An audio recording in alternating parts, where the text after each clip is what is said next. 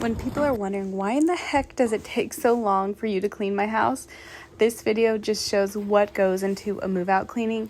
And this is also very similar for a deep clean. The only difference is I wouldn't do the interior of the cabinets unless it was requested. When I'm doing this type of cleaning, I always think to myself, how would I want to move into my new home? I would definitely not want to do any cleaning when I'm moving into a new home because moving in itself is already so difficult and exhausting. So that's why I clean every inch of the place when I'm doing a move out clean. I want the new owners to move in and not have any stress about how clean their home is. So in this video, you'll see some of the details that go into a move out clean. And just remember, even if my clips aren't in order, I always work top to bottom because I don't want to have to re-clean surfaces that I've already cleaned. And another thing that won't always be shown is that I always dust the surface before I wipe it down. I always vacuum the surface before I scrub.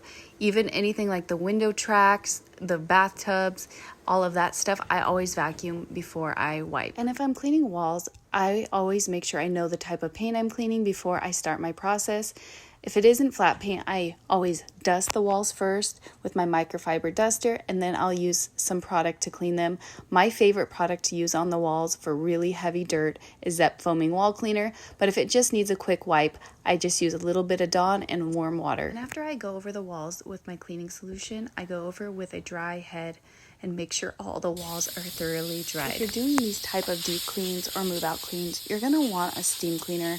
This thing will cut your cleaning time in half. I should have used it more throughout this cleaning, but sometimes I like to try different methods just to see how they work. Make sure when you're cleaning the light bulbs, you always do it with the lights off and you dry dust first, and then when they're cooled down, I'll go in with a damp cloth as needed.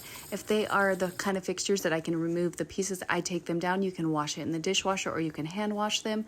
And then I go around working top to bottom with my high duster and then finishing off with the baseboards. Now we're about to get to the part where I clean the blinds. Oh my gosh, why are there so many blinds? And they're the little slat blinds that are such a pain to clean. So I soak them in the bathtub, I scrub each slat, and then I let them air dry.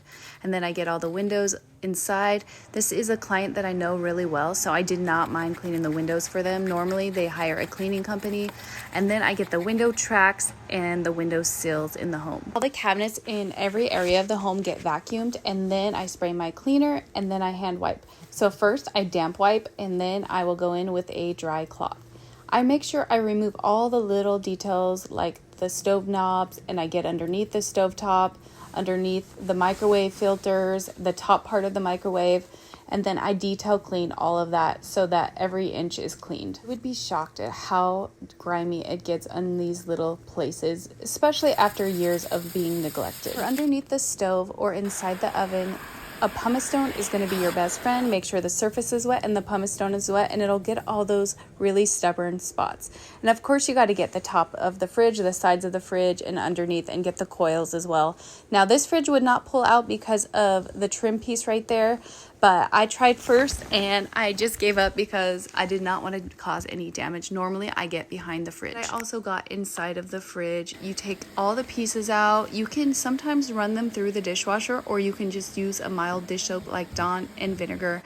Don't use harsh chemicals when you're cleaning microwaves or fridges. Something as simple as Dawn Power Wash or vinegar will do. For the bathroom fans, I take it down, I dust the interior or vacuum, and then I get the cover and then I put it back up after it is air dried. I make sure every room is vacuumed with some nice vacuum lines so they can see that it was thoroughly vacuumed. I go both directions on the carpet before finishing off with my triangle lines. For cleaning the toilets, I always remove the dust, use an enzyme cleaner, and then after all the yucky stuff is removed, I go in with my disinfecting wipes or my disinfectant spray. And don't forget about the dishwasher when you're doing a move out clean. Those filters get so grimy, and then they're not cleaning your dishes as well as they should, and they will leave a nasty odor in your home when they're sitting as well. Forget those microwave filters. It is kind of an art when you're doing these type of cleanings, and get behind the toilet of the walls because that is where a lot of pee sits.